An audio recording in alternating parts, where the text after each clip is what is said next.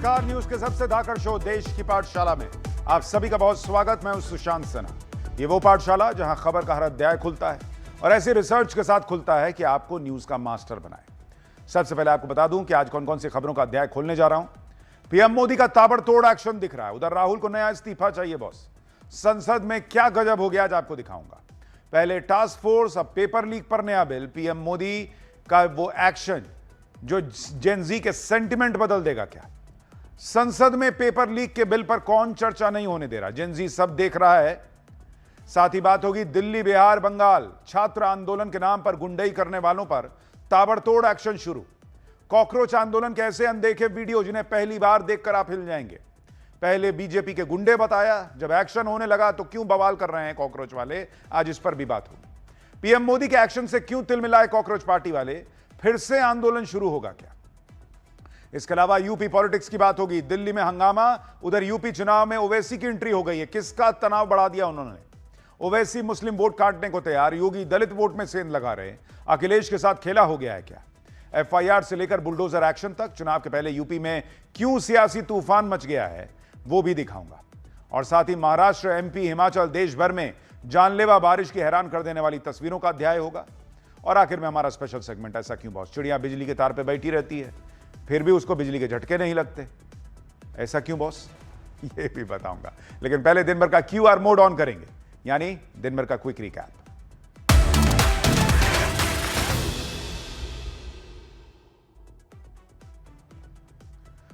Delhi police ने IB अफसर अंकित शर्मा की हत्या के मामले में दोषी ठहराए गए ताहिर हुसैन समेत सभी 5 दोषियों के लिए मौत की सजा की मांग की है। दिल्ली पुलिस ने कोर्ट में कहा कि यह ब्रूटल और हीनियस क्राइम एक कोल्ड ब्लडेड मर्डर था। दिल्ली दंगे के दौरान आरोपी कसाई बन गए थे। कोर्ट में ताहिर हुसैन के वकील ने मौत की सजा का विरोध किया। दलील दी कि हर केस में मौत की सजा देने का प्रावधान नहीं है। मामले में अब 31 जुलाई को फैसला आएगा। राम मंदिर चढ़ावा चोरी मामले में सुप्रीम कोर्ट की सुनवाई में सीजेआई ने एसआईटी में चार्टर्ड अकाउंटेंट और फोरेंसिक ऑडिटर को शामिल करने का निर्देश दिया। सुप्रीम कोर्ट ने एसआईटी को जांच की एक स्टेटस रिपोर्ट 2 हफ्ते में पेश करने का भी निर्देश दिया। कोर्ट अब 2 हफ्ते बाद चढ़ावा चोरी मामले की सुनवाई करेगा। पंजाब के संगरूर में बीजेपी ऑफिस पर पेट्रोल बम से हमले के बाद हड़कंप मच गया। उपली रोड स्थित बीजेपी दफ्तर पर कांच की बोतल में पेट्रोल डालकर हमला किया गया। हालांकि गनीमत रही कि हमलावरों के निशाने पर कोई आया नहीं। हमले के वक्त कार्यालय में कोई मौजूद नहीं था। फिलहाल पुलिस मामले की जांच कर रही है। रक्षा मंत्री राजनाथ सिंह ने कहा है कि पाकिस्तान से भारत कोई बातचीत नहीं करेगा। अगर बातचीत होगी तो सिर्फ पाकिस्तान अधिकृत कश्मीर यानी पीओके पर होगी, क्योंकि पीओके भारत का हिस्सा है। पाकिस्तान ने उस पर अवैध कब्जा कर रखा है। पाकिस्तान की सेना और आतंकवादी संगठनों के बीच कोई फर्क नहीं रह गया है। ईरान पर हमले रोकने के बाद कच्चे तेल के दाम में भारी गिरावट दर्ज की गई है। कच्चे तेल की कीमतों में 5% से ज्यादा की गिरावट आ गई है। ट्रंप के हमले रोकने के फैसले के बाद कच्चे तेल के दाम गिरे हैं। ब्रेंट क्रूड की कीमत अब करीब $90 प्रति बैरल के स्तर से नीचे चली गई है। मास शूटिंग वारदात से अमेरिका एक बार फिर दहल उठा है। वॉशिंगटन में फूड फेस्टिवल में ताबड़तोड़ फायरिंग से 2 लोगों की जान चली गई, 5 घायल हैं। सिएटल में बाइट ऑफ सिएटल फेस्टिवल का आयोजन हो रहा था। इसी दौरान हथियारबंद बदमाशों ने अंधाधुंध फायरिंग कर दी, जिससे वहां अफरा तफरी मच गई। तो ये हो गया दिन भर का क्विक रिकैप। पाठशाला का पहला अध्याय, पीएम मोदी का ताबड़तोड़ एक्शन। उधर राहुल गांधी को नया इस्तीफा चाहिए क्या। अब संसद में क्या गजब हो गया। पहले टास्क फोर्स, अब पेपर लीक पर नया बिल। मोदी का एक्शन जेन जी के सेंटिमेंट बदल देगा क्या। संसद में पेपर लीक के बिल पर कौन चर्चा नहीं होने दे रहा, जेन जी सब देख रहा है क्या। सबसे पहले इसका अध्याय देखिए। छात्र चाहते थे कि एजुकेशन सिस्टम में सुधार हो। देश के प्रधानमंत्री ने उस सेंटिमेंट को समझते हुए ताबड़तोड़ एक्शन शुरू किए। अपने मंत्री का इस्तीफा तक ले लिया। लेकिन आज की डेट में छात्रों का वो सेंटिमेंट क्या विपक्ष को समझ में आ रहा है क्या, यह सवाल खड़ा हो रहा है। क्योंकि एक बार फिर मुद्दा मोदी को झुका दिया कि नैरेटिव पर आकर अटक गया। आज ही नरेंद्र मोदी उनके लिए एक बिल लेकर आए छात्रों के इस समस्या का समाधान करने के लिए, जिसमें पेपर लीक के खिलाफ कड़ा कानून है। जेन जी की नजर आज राहुल गांधी, अखिलेश यादव, इंडी गठबंधन पर थी। क्योंकि भाई नरेंद्र मोदी तो अपना काम किए जा रहे हैं, सबको दिख रहा है, एक के बाद एक फैसले हो रहे हैं। लेकिन अब इन लोगों की जिम्मेदारी है कि वो संसद चलने दें, जेन जी से जुड़े अहम मुद्दे पर चर्चा करें ताकि सोल्यूशन निकले। लेकिन बॉस, इनका तो अलग ही खेल चल रहा है। इनका हिसाब खाली नरेंद्र मोदी को घेरने के लिए है, क्योंकि आज भी संसद में कोई चर्चा इन्होंने होने नहीं दी। पूरा दिन संसद में हंगामा हुआ। जो राहुल गांधी, अखिलेश यादव जेनजी के लिए इतने दिनों से गदर काटे थे, आज अचानक से इन्होंने गोल पोस्ट चेंज कर दिया। पहले कह रहे थे कि धर्मेंद्र प्रधान का इस्तीफा होगा, मोदी उनको हटाएं, फिर संसद में पेपर लीक पर बात करेंगे, चर्चा करेंगे। धर्मेंद्र प्रधान का इस्तीफा हो गया तो आज चर्चा होनी चाहिए थी। अब ये लोग कहने लगे कि नहीं नहीं, अब जो उस दिन एक्शन हुआ पुलिस का उस पर चर्चा कीजिए, मोदी जो है वो माफी मांगे, अमित शाह माफी मांगे। यानी किसी भी तरह से इनको नरेंद्र मोदी को घेरना है। ये लोग पीएम मोदी से माफी और अमित शाह के बयान की बात कर रहे हैं, लेकिन मोदी शाह को घेरने के चक्कर में ये लोग खुद एक्सपोज हो गए, क्योंकि आज देश के जेनजी ने भी देखा कि उनके मुद्दे पर चर्चा किसकी प्रायोरिटी लिस्ट में नहीं है। भाई नरेंद्र मोदी तो काम कर रहे हैं, वो कड़ा कानून भी लेकर आ रहे हैं, पेपर सिस्टम में रिफॉर्म की बात कर रहे हैं, कमिटी बना दी। सब देश में यही चाहते हैं कि कोई पेपर लीक ना हो, कोई परिवार दुखी ना हो, किसी भी स्टूडेंट के भविष्य के साथ खिलवाड़ ना हो। उसके लिए माहौल ना बनाना पड़ेगा बॉस। एजुकेशन सिस्टम ही चौपट हो रखा है, उसको सुधारना ना होगा। वो सुधरेगा कैसे? नरेंद्र मोदी काम कर रहे हैं, विपक्ष चर्चा करने को तैयार नहीं, अपना सुझाव देने को तैयार नहीं। आज आपको दिखाऊंगा कि पीएम मोदी जो एंटी पेपर लीक बिल लाए हैं उसमें है क्या। जो बड़े बड़े सिस्टम में रिफॉर्म की बात हो रही है, जो कमिटी बनाई है, वो करने क्या वाली है, विपक्ष क्या कर रहा है, संसद में कैसे घमासान मचा हुआ है। पहले उसका एक ट्रेलर देखिए, फिर पूरी खबर बताता हूं। कांग्रेस पार्टी और उसके कुछ साथी जानबूझ करके आज इतना महत्वपूर्ण बिल पे चर्चा होने नहीं दे रहे। ये बिल एक बैंडेड जो एजुकेशन रिफॉर्म के लिए जब वो बिल आया तो इन सब ने हाथ उठा के मना किया। अगर जो 2014 से बने होता तो देश हमारा विकसित और जल्दी हो गया होता। बिना कांग्रेस के नरेंद्र मोदी सांस भी नहीं ले सकते। मेरी प्रधानमंत्री जी से निवेदन है कि लगे हाथों E20 का समाधान भी कर दीजिए।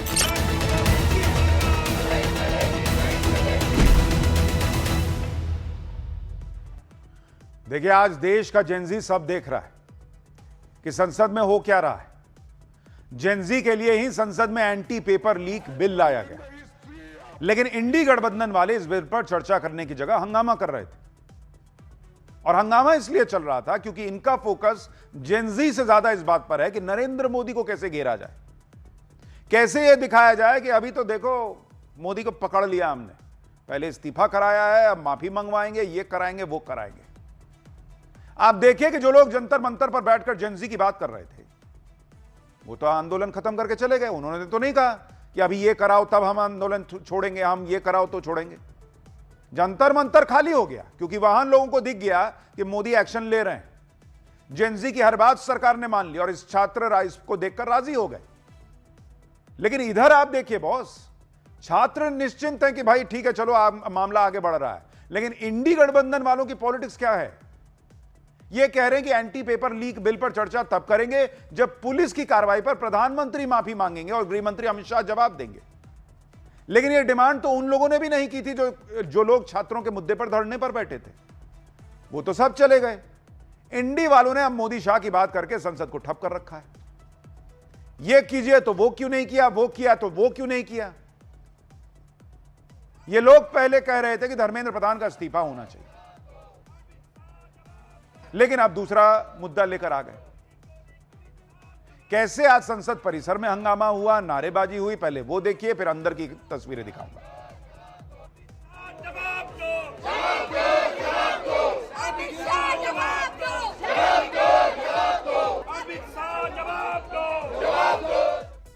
होम मिनिस्टर जी आए और सदन पे बताएं कि आखिरकार ये क्यों हुआ। हम ये भी चाहते हैं कि जितने भी बच्चों में धाराएं लगा के जेल में बंद हैं या धाराएं लगाई गई हैं, सरकार आके सदन में ये बयान दे कि ये सारी धाराएं वापस लेगी। और ये खाली दिल्ली की बात नहीं है, ये उत्तर प्रदेश, बिहार, महाराष्ट्र, जहां जहां भी आंदोलन हुआ, जहां जहां भी बच्चों पे धाराएं लिखवाई गई है, हमारी ये मांग है कि मिनिस्टर्स आए और सदन में कहे कि हम सब चीजें वापस लेंगे।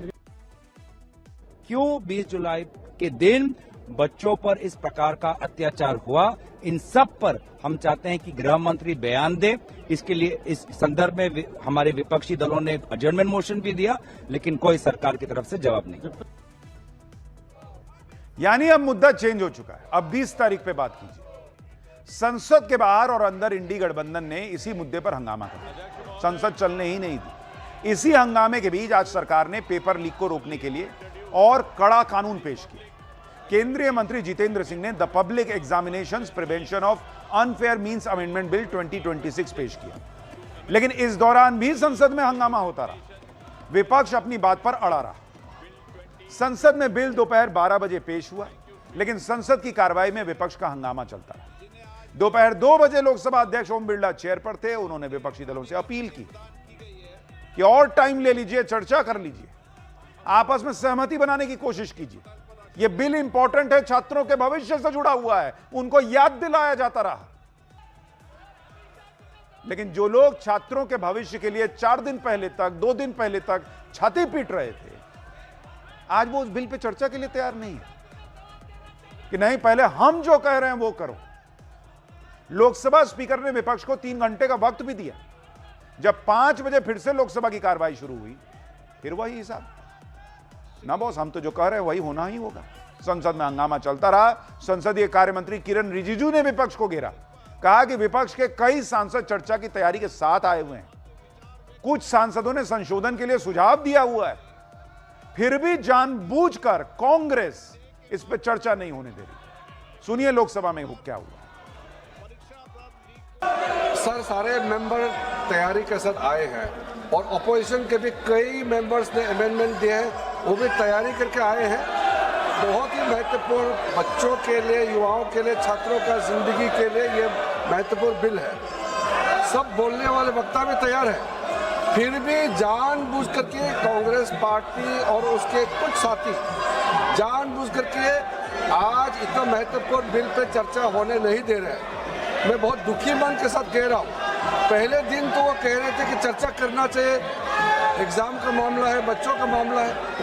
अब जब चर्चा करने के लिए इतना महत्वपूर्ण बिल लेकर के जब आया है, टाइम भी दे चुके हैं 6 घंटे, स्पीकर साहब ने और टाइम देंगे, आप चाहते तो और टाइम देंगे, फिर भी ये कर रहे हैं, ये अच्छा नहीं लग रहे हैं। यानी लगातार सरकार कह रही है कि चर्चा कर लीजिए, चर्चा कर लीजिए, चर्चा कर लीजिए, लेकिन आज जब चर्चा की बात आई तो चर्चा हो ही नहीं रही।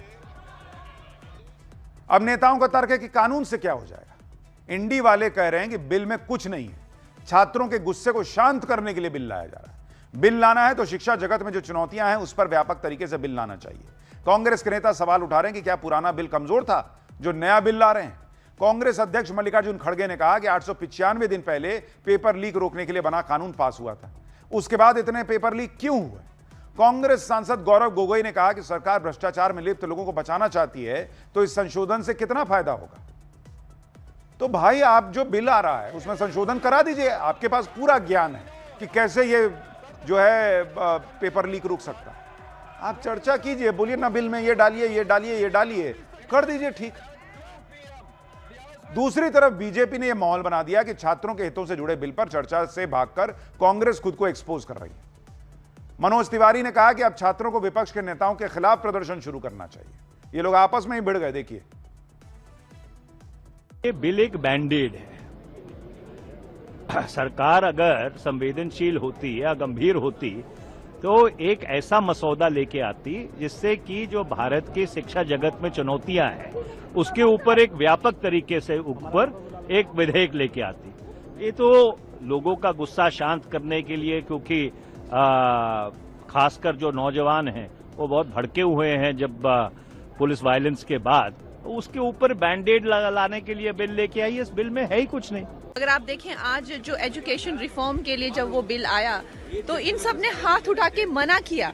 सारे देश को ये देखना चाहिए कि जब वो बिल आया जो एजुकेशनल रिफॉर्म के लिए है तो संसद में इन्होंने मना किया कि बिल नहीं आना चाहिए। तो ये इनकी मंशा है कि देश में कोई भी काम नहीं होना चाहिए और देश जो है रुक जाना चाहिए, क्योंकि देश जो है, देश ने जो है इनको मैंडेट नहीं दिया है। तो ये इस तरह की राजनीति, जिसे कहते हैं कि घटिया राजनीति जो है वो कर रहे हैं। जो पहले कानून बनाया वो कमजोर था, उसको इम्प्लीमेंट करानी अगला कानून बता दिया आपने। अरे उसको तो इम्प्लीमेंट कर लेते, उसमें तो चार्जशीट दाखिल नहीं करी, वो मुखिया कोई है वो बरी होकर के चला गया। करना कुछ नहीं है, बातें करनी है, करिए, डिलीवर करने का टाइम है। ये आपकी बातों से नहीं पेट भरेगा लोगों का। अब तो मुझे लगता है कि जो लोग प्रोटेस्ट कर रहे थे उनको जाके विपक्षियों के घर के सामने प्रोटेस्ट करना चाहिए कि ये तो छात्रों के हित का कानून ही नहीं बनाने दे रहे हैं। जिस पेपर लीक पर आज संसद में चर्चा नहीं हो पाई, उस बिल में क्या क्या है, कैसे यह बिल पेपर लीक के मामले में जल्द से जल्द और कड़ी से कड़ी सजा को सुनिश्चित करने के का रास्ता बन सकता है, उसके बारे में सुन लीजिए।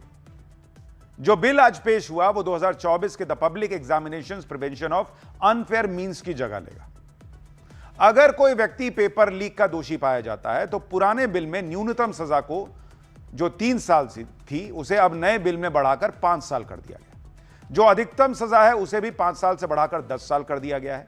जो अधिकतम जुर्माना है उसे भी बढ़ाकर 10 लाख से 50 लाख कर दिया गया है। अगर कोई सर्विस प्रोवाइडर पेपर लीक में शामिल पाया गया तो उनके लिए जुर्माना 1 करोड़ से बढ़ाकर 5 करोड़ कर दिया गया है। ऐसी संस्थाओं के पेपर कंडक्ट कराने पर जो रोक है वो 4 साल से बढ़ाकर 8 साल कर दी गई है। पेपर लीक से जुड़े ऑर्गेनाइज्ड क्राइम के मामले में न्यूनतम सजा को 5 से बढ़ाकर 7 साल कर दिया गया है और जुर्माने की राशि को 1 करोड़ से बढ़ाकर 10 करोड़ कर दिया गया है। यानी नए बिल में सजा को और बढ़ा दिया गया है। किन किन चीजों में सजा होगी वो दायरा बढ़ा दिया गया, जुर्माने को बढ़ा दिया गया, जो कानूनी प्रक्रिया है उसको कैसे तेजी से आगे बढ़ाया जाए इसका भी इंतजाम किया गया है। नए बिल में स्पेशल टास्क फोर्स के गठन का भी प्रावधान स्पष्ट है। पुराने बिल में जांच पूरी करने की कोई समय सीमा तय नहीं थी। नए बिल में बोल दिया गया कि 2 महीने में जांच पूरी करनी ही होगी। पुराने बिल में पेपर लीक की सुनवाई सामान्य कोर्ट में होती थी, अब कहा गया कि नहीं, फास्ट ट्रैक कोर्ट बनेगा, डेली सुनवाई होगी। पुराने बिल में ट्रायल पूरा करने की कोई समय सीमा नहीं थी। नए बिल में कहा गया है कि चार्जशीट फाइल हुई और 3 महीने में ट्रायल खत्म कीजिए, यह टारगेट रखिए। पुराने बिल में हाईकोर्ट में अपील का समय सीमा तय नहीं थी, जबकि नए बिल में 30 दिन के अंदर हाईकोर्ट में अपील का प्रावधान है। नए बिल में 15 अवैध गतिविधियों को शामिल किया गया है, जिसमें पेपर लीक के अलावा OMR शीट से छेड़छाड़, नकली वेबसाइट बनाना, नकली एडमिट कार्ड का इस्तेमाल सब जोड़ दिया गया है। यानी इस बिल में बहुत कुछ है, लेकिन कांग्रेस कह रही है कुछ है ये नहीं। तो भाई अगर आपको इतना पता था कि कैसे पेपर लीक रुकता है तो अपने जमाने में ही कोई धांसू बिल ले आते। राजस्थान में जब पेपर लीक होता था, कांग्रेस की सरकार थी, प्रियंका वाड्रा का बयान है कि गहलोत जी बहुत ट्राई कर रहे हैं लेकिन रुक नहीं रहा। क्यों? तब नहीं समझ में आ रहा था कि बिल में क्या डालना है। हालांकि एक चीज सरकार को और करना चाहिए, चाहे उसे मेरा ही सुझाव मान लीजिए। इस देश में बजट बनता है, उस बजट को कि वो लीक ना हो जाए इतना महत्वपूर्ण होता है कि जितने बनाने वाले लोग होते हैं वो कुछ दिन के लिए, एक तरीके से कहिए कि एक जगह सील कर दिए जाते हैं कि यहीं अंदर रहो। फोन उन सब उनका ले लिया जाता है, परिवार से कनेक्शन कट जाता है, वहीं रह के काम करते हैं, बजट के बाद बाहर निकलते हैं। यही व्यवस्था पेपर सेट करने वालों के लिए भी कर देनी चाहिए, क्योंकि इस बार जो नीट का पेपर लीक हुआ था उसमें जिन्होंने पेपर सेट किया था उनका नाम आया था कि उन्होंने लीक करवा दिया था। तो व्यवस्था यह बनाइए कि जो पेपर बनाएगा, पेपर प्रिंट होगा, तब तक और जब तक एग्जाम हो नहीं जाएगा तब तक ये सारे लोग एक जगह पर रहेंगे, घर परिवार से दूर, मोबाइल सब जमा करो, यह व्यवस्था भी कर दीजिए। इंडी वाले अभी हालांकि यही मॉल बना रहे, इस बिल से हो ही क्या जाएगा, लेकिन सोनम वांगचुक खुद कह रहे हैं कि संसद में चर्चा होनी चाहिए। सुनिए। बहुत अच्छी बात है, अच्छी बात है, उस पर चर्चा हो और चर्चा के बाद जो भी उपयुक्त हो अच्छी तरह चर्चा करके उसे अपनाया जाए। यानी जो सोनम वांगचुक इतने दिन अनशन पर रहे इसके लिए, वो तक कह रहे हैं कि चर्चा कीजिए ना बॉस। चर्चा ही नहीं हो रही। हालांकि अब खबर यह आ रही है कि कल पेपर लीक पर चर्चा हो सकती है। सूत्र बता रहे हैं कि बिल पर गतिरोध दूर करने के लिए बात आगे बढ़ी है। हालांकि कांग्रेस अभी भी यह चाहती कि अमित शाह संसद में बयान दे, संसद में चर्चा होगी या नहीं इस पर कल इंडी ब्लॉक की बैठक में फैसला होगा। यानी संसद में चर्चा को लेकर विपक्ष का रुख कुछ नरम हुआ है। शायद विपक्ष को भी समझ में आ रहा है कि अगर संसद में पेपर लीक के खिलाफ सख्त सजा वाले कानून पर बात नहीं की तो फिर जनजी देख रहा है, युवा देख रहा है, बीजेपी कहेगी कि देखो ये लोग तो नहीं चाहते हैं कि तुम्हारे लिए काम हो। इधर संसद में यह सब पॉलिटिक्स चल रही है, उधर पीएम मोदी पेपर लीक के मामले में बैक टू बैक एक्शन ले रहे हैं। पेपर लीक के खिलाफ कड़ा कानून संसद में पेश हो गया। भविष्य में पेपर लीक को रोकने के लिए हाई पावर टास्क फोर्स का गठन किया गया। पेपर लीक के मामले में जल्द से जल्द न्याय के लिए फास्ट ट्रैक कोर्ट का गठन हो गया। एनटीए के 47 अधिकारियों पर एक्शन हो गया, शिक्षा मंत्री हटा दिए गए। यानी नरेंद्र मोदी क्लियर मैसेज दे रहे हैं कि जो मां बाप का दुख दर्द था, जो बच्चों का दर्द था, वो समझते हुए जो उनके बस में हो रहा है कर रहे हैं। अब पेपर लीक नहीं है होगा, ये कोई गारंटी तो अभी नहीं ले सकता, लेकिन कम से कम एक्शन हो रहा है, ये दिख रहा है। 4 दिन में 3 बार पीएम मोदी इंस्टाग्राम पर आकर सीधे जनजी से संवाद कर चुके हैं। युवाओं को भरोसा दे रहे हैं कि सरकार पेपर लीक को लेकर छात्रों की चिंताओं के प्रति गंभीर है। लेकिन इंडी गठबंधन को पीएम मोदी की टास्क फोर्स से भी दिक्कत है। पहले पीएम मोदी को सुनिए, फिर बताता हूं कि इस पर विपक्ष अब क्या कह रहा है। हमारी परीक्षा पद्धति विश्वस्त हो, हमारी परीक्षा पद्धति ट्रांसपेरेंट हो, हमारी परीक्षा पद्धति में सबसे ज्यादा अब टेक्नोलॉजी का उपयोग हो, इन सारी बातों को ध्यान में रखते हुए विश्व प्रसिद्ध टेक्नोलॉजी एक्सपर्ट श्रीमान नंदन नीलेकनी जी के नेतृत्व में एक हाई पावर टास्क फोर्स बनाने का निर्णय किया है, जो एग्जामिनेशन रिफॉर्म की तरफ फोकस करेगा और जल्द से जल्द आने वाली परीक्षाओं की विश्वसनीयता को सुनिश्चित करने का काम इसके रिपोर्ट के आधार पर कर दिया जाएगा। बहुत बहुत धन्यवाद। पीएम मोदी ने जिस हाई पावर टास्क फोर्स का ऐलान किया है, उसमें कौन कौन है वो भी सुन लीजिए। भाई, इन्फोसिस के को फाउंडर नंदन नीलेकनी हैं, जो टास्क फोर्स का नेतृत्व करेंगे। आधार योजना को लाने में अहम भूमिका निभा चुके हैं। इन्हें 2023 में G20 टास्क फोर्स में भी शामिल किया गया था। इसके अलावा इसमें इसरो के पूर्व अध्यक्ष डॉक्टर एस सोमनाथ भी हैं। इनकी ही लीडरशिप में मून के साउथ पोल पर चंद्रयान 3 की सफल लैंडिंग हुई थी। इसमें लॉजिस्टिक्स एक्सपर्ट अमृत लाल मीणा हैं, जो बिहार के चीफ सेक्रेटरी रहे हैं। शिक्षा मंत्रालय की तरफ से पूर्व सचिव अनीता करवाल भी हैं, जो सीबीएसई की चेयरपर्सन रह चुकी हैं। नई शिक्षा नीति के डेवलपमेंट से जुड़ी रही हैं। आईआईटी मद्रास के डायरेक्टर डॉक्टर वी कामकोटी भी इसमें शामिल है। ये आर्टिफिशियल इंटेलिजेंस टास्क फोर्स के चेयरमैन रहे हैं। ये उस टीम को लीड कर चुके हैं जिसने भारत का पहला स्वदेशी माइक्रो प्रोसेसर शक्ति डेवलप किया था। इसके अलावा आईबी के पूर्व डायरेक्टर तपन डेका भी इसमें शामिल किए गए। पीएम मोदी की हाई पावर टास्क फोर्स में नंदन नीलेकनी का नाम देखकर कांग्रेस वाले अब यह मॉल बना रहे हैं कि नीलेकनी का कनेक्शन तो कांग्रेस से है। कांग्रेस नेता राजीव शुक्ला ने कहा कि जब वो योजना मंत्री थे, जब नंदन नीलेकनी जी योजना आयोग में आधार कार्ड के प्रमुख थे, बाद में वो बेंगलोर से लोकसभा चुनाव में कांग्रेस के प्रत्याशी भी थे। तो भाई, आपको तो खुश होना चाहिए कि अगर वो कांग्रेसी भी हैं और नरेंद्र मोदी को लगता है कि वो इस देश के युवाओं के लिए भला कर सकते हैं, तो वो उनको नेतृत्व दे रहे हैं कि आप टीम लीड कीजिए। तो आपको तो और खुशी खुशी चर्चा करनी चाहिए बॉस। कांग्रेस नेता पवन खेड़ा ने कहा कि बिना कांग्रेस के नरेंद्र मोदी सांस नहीं ले सकते। अरे वो सांस नहीं ले सकते, आप सदन तो चलने दीजिए। सुनिए एक बार। बिना कांग्रेस के नरेंद्र मोदी सांस भी नहीं ले सकते। लेकिन सर, हाउस नेहरू से शुरू करते हैं, नंदन नीलेकनी तक आ जाते हैं। जिस तरह से उनका इकबाल खत्म हो गया है, जिस तरह से छोटे छोटे बच्चे उनकी हंसी उड़ा रहे हैं, प्रधानमंत्री का जो नैतिक ताकत थी वो खत्म हो चुकी है। आप देखिए कि पीएम मोदी ने जो टास्क फोर्स बनाई है उसमें क्या होगा। पीएम मोदी ने जो टास्क फोर्स बनाई उसमें अगर आप देखेंगे, इसरो के पूर्व प्रमुख हैं, इसके अलावा नंदन नीलेकनी हैं, आईआईटी मद्रास के डायरेक्टर हैं। ये लोग पेपर सिस्टम में सुधार के लिए टेक्नोलॉजी को हाईटेक बनाने पर काम करेंगे। इसके अलावा पीएम मोदी की इस टीम में तपन डेका जैसे सिक्योरिटी एक्सपर्ट हैं, यानी कैसे पेपर सिस्टम को सिक्योर किया जाए उस पर उनका फोकस रहेगा। अमृत लाल मीणा के तौर पर लॉजिस्टिक एक्सपर्ट को शामिल किया गया है, ताकि पेपर को एक जगह से दूसरी जगह शिफ्ट करने के दौरान जो खेल होता है उसको रोका जा सके।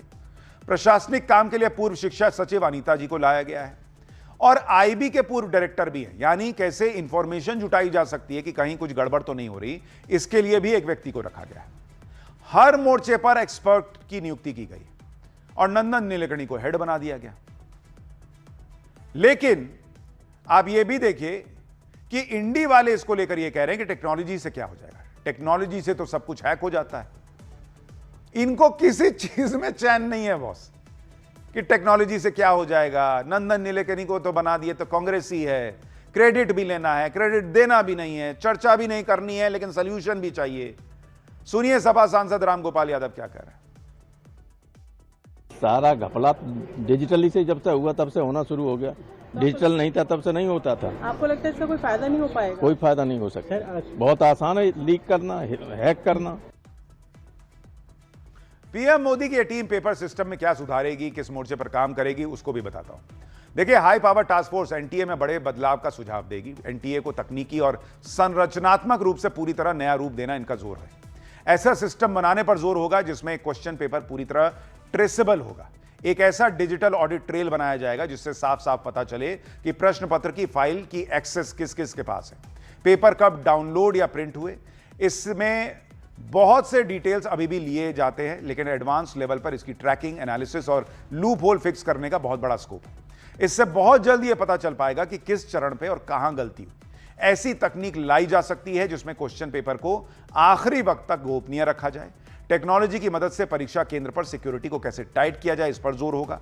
यह समिति एनटीए के अधिकारी, private exam agencies, printing press, transport ठेकेदार, परीक्षा केंद्र और टेक्निकल सर्विस प्रोवाइडर सभी की साफ जवाबदेही तय करने का प्रस्ताव रख सकती है। यानी प्रयास तो हो रहा है, कम से कम यह दिख रहा है। कितना सक्सेसफुल होगा यह तो वक्त बताएगा, लेकिन उस पर भी तो चर्चा कीजिए बॉस। नरेंद्र मोदी जो एक्शन ले रहे हैं वो तो आपको दिखाया, लेकिन जिन लोगों ने छात्रों की आड़ में इस देश में आग लगाने का प्रयास किया, अब उनका हिसाब भी हो रहा है, उन पर भी एक्शन हो रहा है। अगला अध्याय देखिए, दिल्ली, बिहार, बंगाल छात्र आंदोलन के नाम पर गुंडई करने वालों पर कैसे ताबड़तोड़ एक्शन शुरू हो गया है। कॉकरोच पार्टी के आंदोलन के ऐसे अनदेखे वीडियो जिन्हें पहली बार देखकर आप हिल जाएंगे। पहले बीजेपी के गुंडे बताया, जब एक्शन होने लगा तो बवाल क्यों कर रहे हैं कॉकरोच वाले। पीएम मोदी के एक्शन से क्यों तिलमिलाए कॉकरोच पार्टी वाले, फिर से आंदोलन शुरू होगा क्या, अब इस सब का अध्याय।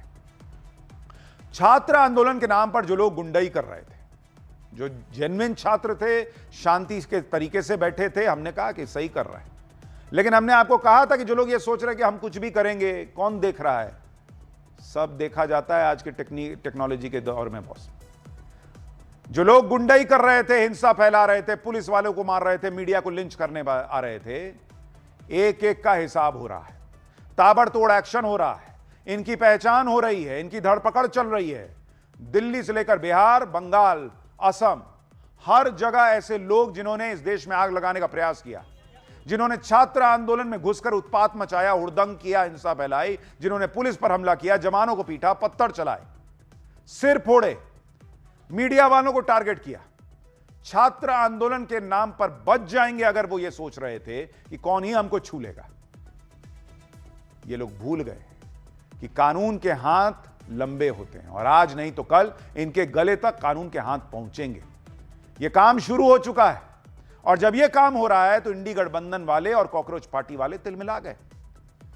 पहले ये लोग कह रहे थे कि जिन्होंने प्रोटेस्ट में हिंसा की वो तो बीजेपी के गुंडे हैं, अब जब एक्शन होने लगा तो बवाल करने लगे कि ऐसा क्यों कर रहे हैं आप। क्यों भाई, बीजेपी की सरकारों में बीजेपी के सो कॉल्ड गुंडों पर एक्शन हो रहा है, आपको क्या तकलीफ है। और अगर आप ये कह रहे हो ये कॉकरोच पार्टी के लोग हैं, ये आपके लोग हैं, तो फिर तो आप पे भी एक्शन होना चाहिए, आपकी जिम्मेदारी भी बननी चाहिए। कॉकरोच पार्टी तो फिर से प्रोटेस्ट में बैठने की धमकी देने लगी। इंडी गठबंधन वाले इसी को लेकर संसद में माहौल बना रहे हैं, जबकि आप देखिए कि छात्र आंदोलन में क्रिमिनल्स तक घुस गए थे, जो हमने आपको पाठशाला में बताया था।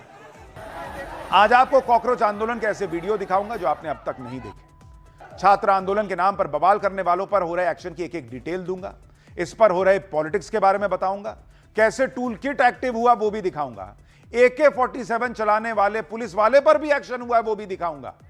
लेकिन पहले इस एक्शन की एक झलक देखिए।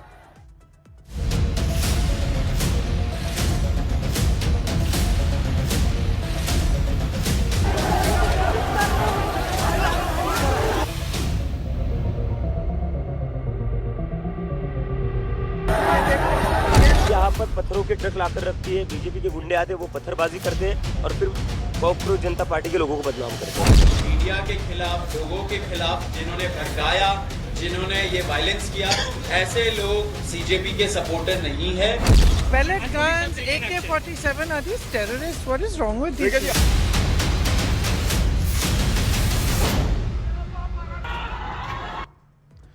छात्र आंदोलन की आड़ लेकर पूरे देश में आग लगाने की तैयारी थी, इसलिए आप देखिए कि सिर्फ दिल्ली के जंतर मंतर पर ही नहीं, देश के अलग अलग हिस्सों में प्रोटेस्ट के नाम पर हिंसा हुई। लेकिन अब इन हिंसा फैलाने वालों का इलाज शुरू हो गया है। जैसे बंगाल में देखिए क्या हो रहा है। कोलकाता में छात्र आंदोलन के नाम पर जो प्रोटेस्ट हुआ था, उसमें वही पैटर्न दिखा था कि पीएम के खिलाफ भद्दी भद्दी बातें कहो, पब्लिक प्रॉपर्टी तोड़ो, पुलिस वालों पर हमले करो, मीडिया पर हमले करो। Fix pattern. और ये सब करने वाले अब पुलिस पर के रडार पर हैं, ताबड़तोड़ एक्शन हो रहे हैं। मीडिया पर हमले के लिए भड़काने के आरोपी को पुलिस ने गिरफ्तार किया और कोलकाता में इसकी बिना चप्पल नंगे पांव इसकी परेड कराई गई। पुलिस इससे पूछताछ भी कर रही है, लेकिन हाफे पैंट में उठा लिए इसको कि चल तेरा परेड कराएंगे। तो नंगे पांव इसको पुलिस लेके परेड करा रही है। इसने मीडिया को टारगेट किया था। और ये कौन से एंगल से आपको जेनजी लग रहा है जी? बाल उड़ रहा है इसका, ये जेनजी है। इसी तरह से कोलकाता में हंगामा और बवाल करने वाले लोगों को गिरफ्तार भी किया जा रहा है। ये तस्वीरें उन 5 आरोपियों की हैं जिनको पुलिस ने अरेस्ट किया है। बाकी और आरोपियों की भी धरपकड़ चल रही है। ये देखिए, ये कौन से एंगल से आपको जेनजी लग रहा है? युवा है ये जेनजी है। ये भाई साहब पीछे चलिए, अभी जेनजी से नहीं, ये जेन एम और एल टाइप के कुछ निकलेंगे पीछे। जैसे जेनजी नया वाला हो गया तो पीछे पीछे अगर अल्फाबेट कीजिएगा तो उस तरह का कुछ हिसाब बैठेगा इनका। ये गए थे वहां प्रदर्शन करने और ये अरेस्ट हो रहे हैं तो कुछ लोगों को आग लग रही है। कॉकरोच पार्टी के प्रोटेस्ट के दौरान मीडिया पर हमले की कई तस्वीरें आई। मीडिया को जानबूझकर निशाना बनाया गया था। कई पत्रकारों पर जानलेवा हमले हुए थे। महिला रिपोर्टर से बदसलूकी हुई थी। महिला पत्रकारों को भीड़ ने बुरी तरह से घेर के लिंच करने का प्रयास किया था। दिल्ली, बिहार और बंगाल तीनों जगह ऐसा देखने को मिला था और इसके विरोध में कोलकाता में मीडिया कर्मियों ने विरोध मार्च निकाला। कोलकाता में पत्रकारों ने मार्च निकाला और कहा कि मीडिया पर हमले बंद होने चाहिए। चलिए, कोलकाता के पत्रकारों ने कुछ हिम्मत तो दिखाई। इधर बिहार में भी प्रदर्शन के दौरान हिंसा और बवाल करने वालों पर एक्शन हो रहा है। बिहार में सीजेपी के समर्थन में हुए प्रोटेस्ट में भयंकर हंगामा हुआ था। पुलिस के साथ टकराव हुआ था, पथराव भी किया गया था, जिसके बाद पुलिस ने हंगामा करने वालों को ट्रेस किया और उनकी तस्वीरें चौराहों पर चिपका दी गई। अब आपको पोस्टर दिखाता हूं। ये तो उस दिन जो हुआ था उसकी तस्वीर है। पुलिस ने बाकायदा साहब का फोटो ले लेके चिपका दिया है। छात्रों और उनके परिवार वालों से अपील की गई है कि शांति के साथ प्रदर्शन कीजिए, नहीं तो हंगामा करने वालों पर एक्शन होगा। बिहार पुलिस ने 150 से ज्यादा हंगामा करने वालों की बाकायदा फोटो जारी कर दी है और उसमें भी कई अधेड़ उम्र के लोग दिख रहे हैं।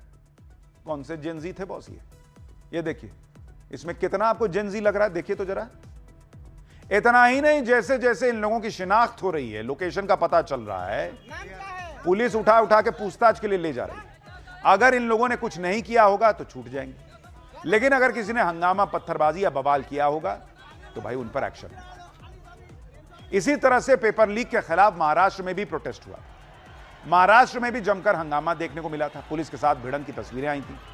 अब महाराष्ट्र की साइबर सेल की इस प्रोटेस्ट को लेकर उन्होंने बड़ा खुलासा किया। इसके मुताबिक सीजेपी प्रोटेस्ट के दौरान पाकिस्तान और मलेशिया से सोशल मीडिया अकाउंट चल रहे थे। साइबर सेल ने 500 से ज्यादा सोशल मीडिया अकाउंट को ट्रेस किया। देश में माहौल खराब करने की कोशिश में पाकिस्तान का रोल सामने आया है। इंस्टाग्राम, फेसबुक, ट्विटर सबके जरिए भारत में लोगों को भड़काया जा रहा था और यह सब पाकिस्तान में बने हैंडल से हो रहा था। इतना ही नहीं, असम में भी कॉकरोच पार्टी के समर्थन में प्रदर्शन हुआ था। असम में भी कॉकरोच पार्टी के सपोर्ट में विरोध प्रदर्शन हुए। एसएफआई ने इसे आयोजित किया था। आरोप है कि इस दौरान भीड़ को उकसाने वाले नारे लगे। इसी पर गुवाहाटी पुलिस ने एसएफआई के 6 लोगों को गिरफ्तार किया है। असम पुलिस के मुताबिक प्रोटेस्ट के दौरान शांति भंग होने की आशंका थी। भीड़ को भड़काने की कोशिश की जा रही थी। गिरफ्तार आरोपियों से पूछताछ हो रही है। पुलिस को विदेशी फंडिंग की भी आशंका है।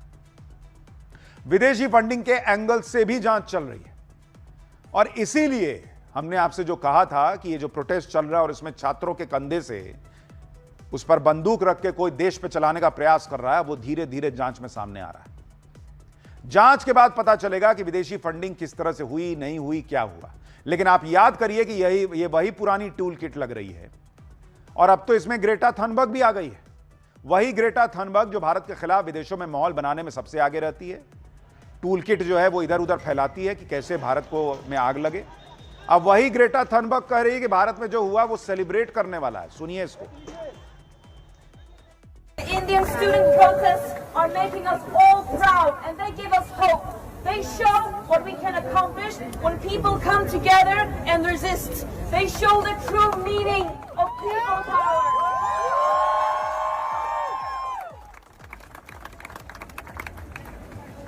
The Indian students' struggle for justice and the broader struggle for democracy and liberation is also our struggle. So we all have to come together now and rise up in solidarity with India. ये India के साथ solidarity में आने की बात कर रही है। अपना देश देखो यार, हम यहां बहुत सॉलिडारिटी में। पेपर लीक और छात्रों के नाम पर जो प्रदर्शन हुआ उसकी एक ही डिमांड थी कि शिक्षा मंत्री का इस्तीफा होना चाहिए। लेकिन इस प्रोटेस्ट की लाइन और लेंथ शुरू से ही अलग दिख रही थी। प्रोटेस्ट में पीएम मोदी के खिलाफ गंदे गंदे शब्द बोले गए।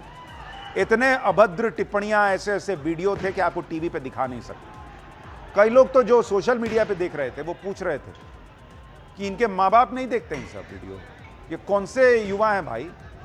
गंदी गंदी गाली, ऐसे ऐसे नारे कि आप सुनिएगा तो सिर शर्म से झुक जाएगा। ये जेनजी है। पोस्टर बैनर के साथ ऐसे ऐसे बयान दिए गए जो इस लोकतंत्र में कैसे एक्सेप्ट होगा बॉस। इन सब पर अब दिल्ली पुलिस का एक्शन शुरू हो गया है। दिल्ली पुलिस ने सोशल मीडिया प्लेटफॉर्म्स को नोटिस दिया है। पीएम मोदी और केंद्र सरकार के खिलाफ अभद्र पोस्ट हटाए जाएं। दिल्ली पुलिस ने ऐसी सैकड़ों अभद्र पोस्ट को चिन्हित किया है।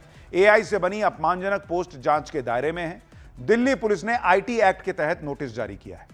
और हमने आपको पाठशाला में कहा था कि कम से कम मां बाप ही अपने बच्चों को समझाएं कि देखो वहां जो चल रहा है बेटा उससे दूर ही रहो। वहां जो हो रहा है ना कांड, उसमें जोश जोश में कि ये भी रील बना रहा है तो मैं भी 4 गाली दे देता हूं, थोड़ा व्यूज आ जाएंगे। बेटा करियर बर्बाद हो जाएगा अगर इस तरह की चीजें होती हैं तो। थोड़ा ध्यान रखो। मांग करने में, प्रोटेस्ट करने में कोई बुराई नहीं है, लेकिन वहां नीम का पत्ता कड़वा है और डैश डैश डैश जो बोलते हो वो पब्लिक को समझ में नहीं आ रहा कि फ्रस्ट्रेशन कहां से निकल रहा है। जो लोग ये सोच रहे थे कि वो सोशल मीडिया पर किसी के बारे में कुछ भी अपशब्द कह देंगे और कोई एक्शन नहीं होगा, ऐसा नहीं है। दिल्ली पुलिस लगातार सोशल मीडिया की निगरानी कर रही है। पूरे देश ने देखा कि जंतर मंतर पर कैसी कैसी बातें की गई। शांतिपूर्ण प्रोटेस्ट ऐसा होता है कि आप किसी को गाली दे दो, भद्दे भद्दे इशारे कर दो। जेनजी के नाम पर इसको जस्टिफाई भी किया जा रहा है। लेकिन क्या ऐसा काम करने वालों के परिवार वाले इसे स्वीकार करेंगे? जेनजी हो, गाली तुम देना अगर तुमको लगता है कि कूल है तो घर में जाके अपने पेरेंट्स को गाली दो, अगर तुम्हारे हिसाब से वो कूल है। ये देश जो लोगों ने लड़ भिड़ के जान दे दे के आजाद कराया इसीलिए कि तुम सड़क पर उतरोगे और गाली देना शुरू कर दोगे। सड़क तुम्हारे प्रोटेस्ट के लिए तो है, लेकिन गाली देने के लिए नहीं है। प्रोटेस्ट का मतलब यह नहीं कि हिंसा की जाए, गालियां दी जाएं, किसी की लिंचिंग करने का प्रयास हो। लेकिन कॉकरोच पार्टी वाले इसे भी जस्टिफाई कर रहे हैं। कॉकरोच पार्टी के प्रवक्ता सौरभ दास ने कहा है कि सोशल मीडिया पर चल रहे मजाक से किसी को क्या दिक्कत है। जो आपके लिए ऑफेंसिव है शायद हमारे लिए ऑफेंसिव नहीं है। पुलिस को छूट दी गई तो वो इसे सेंसरशिप टूल की तरह यूज करेगी। सरकार इन सब पर ध्यान देने के बजाय हमारी मांग पर ध्यान दे। बच्चे फिलहाल चले गए हैं, लेकिन वापस आने में टाइम नहीं लगेगा। मतलब ये धमका रहे हैं कि फिर से बच्चे वापस आ जाएंगे और इनके हिसाब से गंदे गंदे इशारे करना, गाली देना इनके लिए कूल है। तुम्हारा कूल दूसरे को तकलीफ दे सकता है, तो तुम्हारा कूल कूल और उनकी भावना कुछ नहीं। किसी को गाली देना, उसके बारे में अभद्र कमेंट करना, यह सब कॉकरोच पार्टी को मजाक लगता है, कूल लगता है। अब ये लोग कह रहे हैं कि एक्शन क्यों हो रहा है। कॉकरोच पार्टी ने तो सरकार को चेतावनी देते हुए कहा कि अगर एक्शन होता रहा तो फिर से आंदोलन करना होगा। वो कह रहे हैं कि हमारे साथ हुए समझौते को तोड़ा जा रहा है। बिहार, बंगाल में सैकड़ों छात्र गिरफ्तार हुए हैं। सभी प्रदर्शनकारियों को हम लीगल मदद देंगे। 28 जुलाई तक सभी एफआईआर वापस ली जाएं और सभी प्रदर्शनकारियों को रिहा की जाए। आगे किसी भी प्रदर्शनकारी पर एफआईआर ना हो। ऐसा नहीं होने पर हम फिर प्रदर्शन करेंगे। गजब नहीं है बॉस। यही कॉकरोच पार्टी वाले कह रहे थे कि जो भी हिंसा कर रहे हैं वो हमारे समर्थक नहीं है, वो हिंसा की निंदा करते हैं। अभिजीत दीपके ने तो यहां तक कह दिया था कि हिंसा और हंगामा बीजेपी और संघ के लोग कर रहे हैं। तो भाई जो हिंसा कर रहे हैं उन पे एक्शन हो रहा है। तुम्हारे हिसाब से वो बीजेपी और संघ के लोग हैं तो होने दो बीजेपी और संघ के लोगों पर एक्शन। और तुम्हारे लोग हैं तो जिम्मेदारी लो, अपने ऊपर भी एफआईआर करा लो। फिर सुनिए एक बार इनको। जिन्होंने भी ऐसा एंटी सोशल एलिमेंट्स ने मीडिया के खिलाफ, लोगों के खिलाफ जिन्होंने भड़काया, जिन्होंने ये वायलेंस किया, ऐसे लोग सीजेपी के सपोर्टर नहीं है। ये एंटी सोशल एलिमेंट्स घुसाए गए। हम लोग ऐसे एक्शंस के लिए हम लोग उनको खंडन करते हैं। ये बाहर से लोग भेजे जा रहे जानबूझकर प्रोटेस्ट को खराब करने के लिए। हम यहाँ पर 1 महीने से बैठे हुए थे, 1 महीने में ऐसी कोई वारदात नहीं हुई।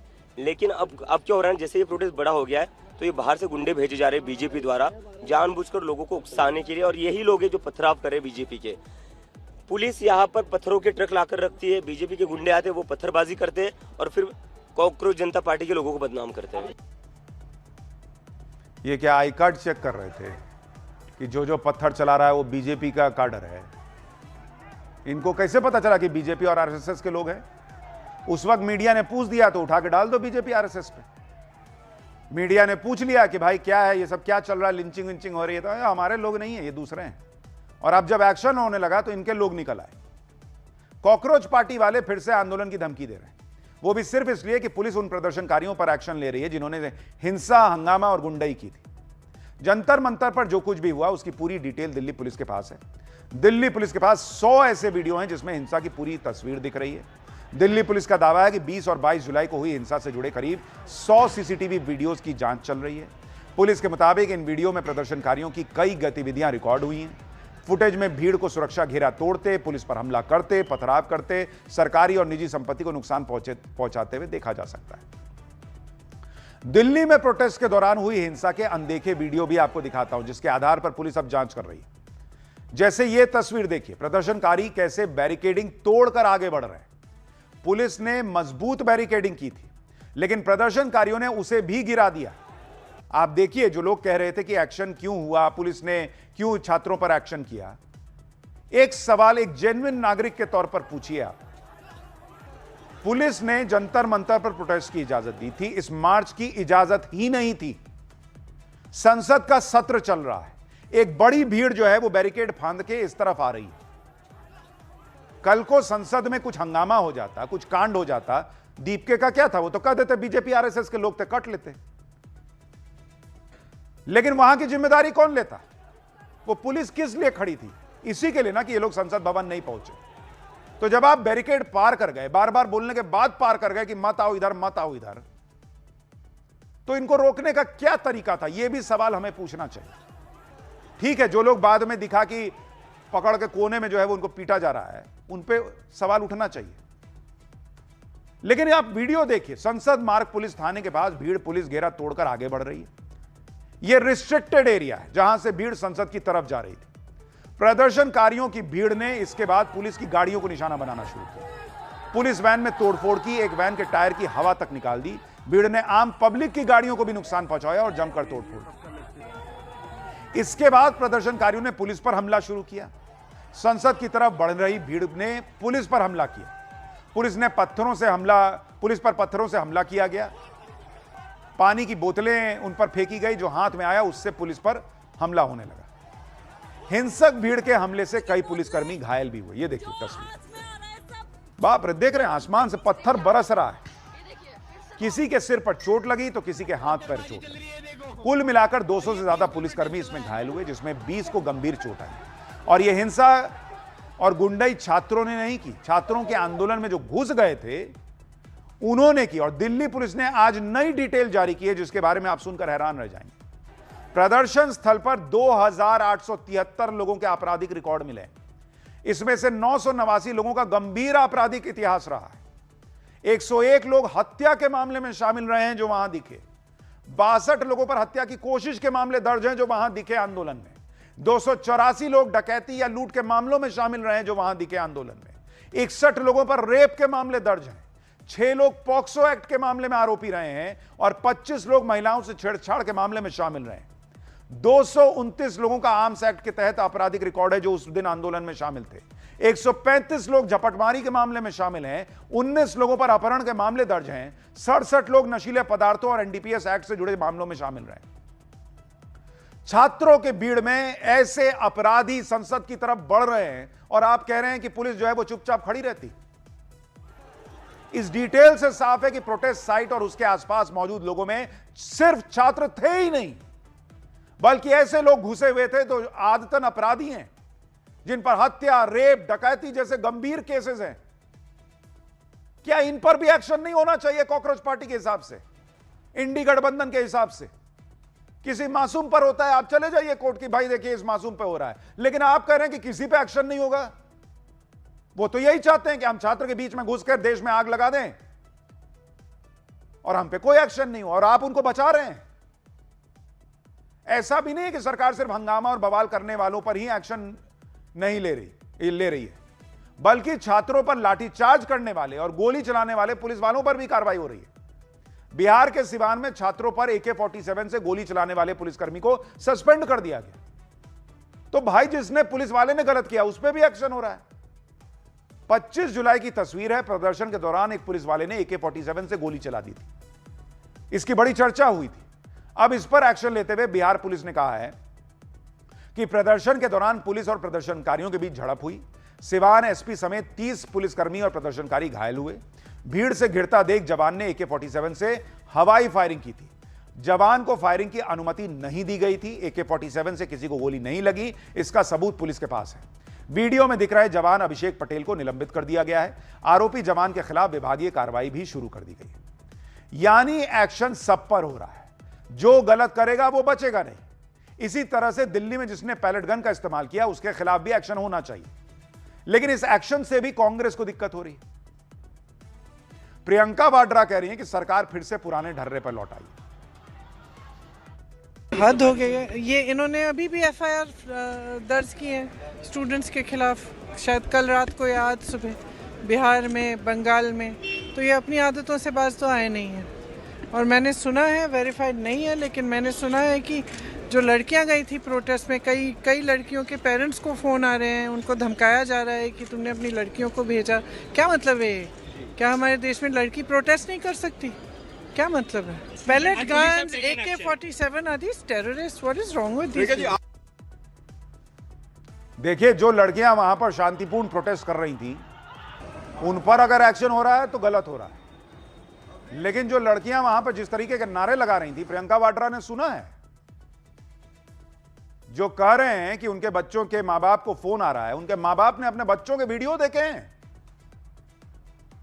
कि क्या चल रहा था वहां जेनजी के आंदोलन के नाम पर। कैसी कैसी गंदी गंदी गाली। बोल नहीं सकते बॉस, दिखाने पे आ जाएंगे, आप टीवी बंद करके चल जाएंगे, आप घर में बैठ के देख नहीं सकते। ऐसा ऐसा कांड हुआ है वहां पे। वहीं बिहार में तेज प्रताप यादव के खिलाफ भी एक्शन हो रहा है।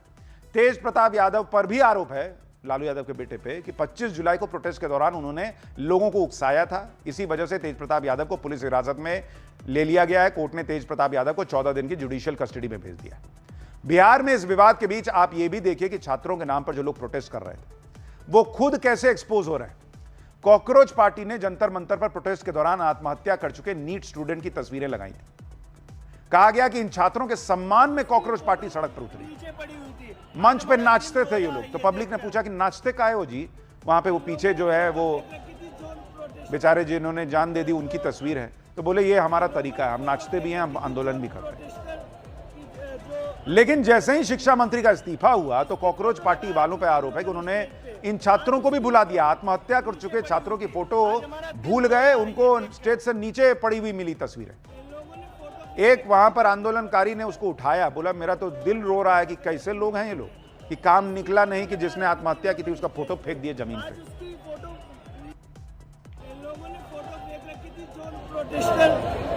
जो आत्महत्या कर ले नीट स्टूडेंट, इसकी फोटो लगा रखी थी इन लोगों ने स्टेज पे।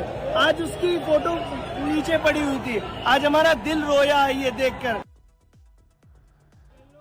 यानी नीट के जो छात्र आत्महत्या कर चुके हैं उनकी तस्वीरें नीचे फेंक दी। किसी को होश नहीं कि उन्हीं छात्रों के लिए सारी लड़ाई लड़ रहे थे ना। दूसरी तरफ कॉकरोच पार्टी वाले अलग जश्न मना रहे हैं। कुछ लोग इस पर भी सवाल उठा रहे हैं। वायरल वीडियो में कॉकरोच पार्टी के सौरभ दास डांस करते दिख रहे हैं। कहा जा रहा है कि शिक्षा मंत्री के इस्तीफे के बाद कॉकरोच पार्टी ने एक होटल में बाकायदा जश्न मनाया। इस दौरान जमकर डांस किया गया, गाने वाने भी गाए। सब चल रहा है, सवाल ववाल भी हो रहा है, एक्शन भी हो रहा है। पाठशाला में खैर अब अगला अध्याय। इधर दिल्ली में हंगामा, उधर यूपी चुनाव में हो गए ओवैसी की एंट्री। किसका तनाव बढ़ गया? ओवैसी मुस्लिम वोट काटने को तैयार, योगी दलित वोट में सेंध लगा रहे, अखिलेश के साथ खेला हो गया क्या? और FIR से लेकर बुलडोजर एक्शन तक चुनाव के पहले यूपी में क्यों सियासी तूफान आ गया है, अब इसका अध्याय। इधर दिल्ली में जारी हंगामे के बीच यूपी में विधानसभा चुनाव का माहौल सेट होने लगा है। हालांकि यूपी में विधानसभा चुनाव अगले साल होने हैं, लेकिन यूपी में बीजेपी की जीत की हैट्रिक को रोकने के लिए विरोधी अभी से चक्रव्यूह तैयार कर रहे हैं। इस सब के बीच यूपी चुनाव में असदुद्दीन ओवैसी की एंट्री हो गई। बीजेपी को हराने के लिए ओवैसी अखिलेश को खुला ऑफर दे रहे हैं, लेकिन कांग्रेस अखिलेश को ओवैसी से दूरी बनाने की वार्निंग दे रही है। मतलब बीजेपी के खिलाफ गठबंधन बनाने को लेकर इंडी गठबंधन में ही गजब का कंफ्यूजन है। एक कंफ्यूजन ओवैसी को लेकर भी दिख रहा है। इंडी वाले समझ नहीं पा रहे कि ओवैसी उनकी मदद के लिए पहुंचे हैं या फिर बीजेपी की मदद के लिए। अखिलेश के साथ तो चुनाव से पहले ही खेला होता दिख रहा है, क्योंकि एक तरफ ओवैसी की एंट्री से मुस्लिम वोट कट सकता है, दूसरी तरफ योगी आदित्यनाथ ने दलित वोट में सेंध लगाने का मेगा प्लान तैयार किया है। यूपी में ओवैसी की एंट्री ने किसका तनाव बढ़ा दिया और कैसे वहां सियासी तूफान आ रखा है, सब दिखाऊं उससे पहले एक झलक देखिए। मैं हाथ मिलाने को तैयार हूं, मैं अलायंस करने को तैयार हूं। आज वक्त है बात कर लो, बाद में रोना नहीं चुनाव खत्म होने के बाद। किसी से उलझने की जरूरत नहीं है। जो रास्ता हम लोग चल कर के आ रहे हैं उसी रास्ते पे चलेंगे। अखिलेश बैठेगा कुर्सी के सामने तो ओवैसी उस कुर्सी के सामने पैर पे पैर डालकर बैठकर हक की बात और इंसाफ की बात करेगा।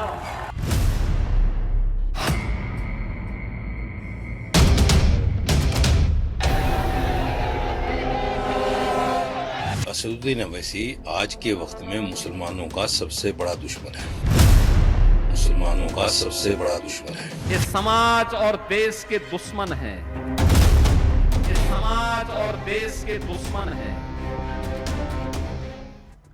देखिए, सबसे पहले बात यूपी चुनाव में असदुद्दीन ओवैसी की एंट्री की, जिन्होंने अखिलेश यादव को नई टेंशन दे दी, क्योंकि अखिलेश यादव जानते हैं कि ओवैसी के आने से मुस्लिम वोट उनके हाथ से फिसल सकता है। ओवैसी भी अखिलेश की इस टेंशन को अच्छी तरह समझते हैं और इसलिए ओवैसी एक तरफ अखिलेश को गठबंधन का ऑफर दे रहे हैं, दूसरी तरफ बराबरी की भी बात कर रहे हैं। मुरादाबाद की रैली में ओवैसी ने गठबंधन का ऑफर देते हुए अपने अंदाज में अखिलेश यादव को निशाने पर लिया। ओवैसी ने अखिलेश यादव से कहा कि वक्त रहते बात कर लो, बाद में रोना नहीं। इसके साथ ही ओवैसी ने कहा कि अगर वो अखिलेश के सामने कुर्सी पर बैठेंगे तो पैर पर पैर चढ़ाकर बराबरी की बात करेंगे। अब ओवैसी का अपना स्टाइल है, पब्लिक एकदम बम बम हो गई। क्या बात कर रहे हैं ओवैसी जी, सुनिए क्या माहौल था वहां। मैं हाथ मिलाने को तैयार हूं, मैं अलायंस करने को तैयार हूं। आज वक्त है बात कर लो, बाद में रोना नहीं चुनाव खत्म होने के बाद। हम नहीं चाहते कि बीजेपी दोबारा सत्ता में आए। तुम कहते ना कि ओवैसी के लड़ने से हमको नुकसान हो जाता। चलो, मैं तुम्हारे साथ मिलकर लड़ने को तैयार हूं। तुम तैयार हो? हमारी लड़ाई हमारे हुकूक की लड़ाई है, हमारी लड़ाई इंसाफ की लड़ाई है, हमारी लड़ाई हिस्सेदारी की लड़ाई है। अब हम दरी नहीं बिछाकर नीचे नहीं बैठना चाहते, अब हम बराबरी चाहते हैं। अगर कुर्सी होगी, अखिलेश बैठेगा कुर्सी के सामने तो ओवैसी उस कुर्सी के सामने पैर पे पैर डालकर बैठकर हक की बात और इंसाफ की बात करेगा। अब आप ये भी देखिए कि यूपी में मुस्लिम वोट को एकजुट करने के लिए ओवैसी ने अखिलेश को खुला ऑफर दे दिया, लेकिन बंगाल में मुस्लिम वोटर्स ने जिस तरह ओवैसी की पार्टी का सुपड़ा साफ किया, उससे अखिलेश यादव फिलहाल ओवैसी के लिए ना गठबंधन का दरवाजा खोल रहे हैं और ना ही पूरी तरह बंद कर रहे हैं।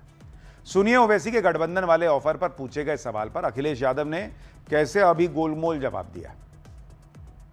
किसी से उलझो मत, किसी से उलझो मत, किसी से उलझने की जरूरत नहीं है। जो रास्ता हम लोग चल कर के आ रहे हैं उसी रास्ते पे चलेंगे। पीडीए, सामाजिक न्याय के राज की स्थापना, संविधान के तहत हक और सम्मान दिलाना, उसी रास्ते पर हम लोग चलेंगे।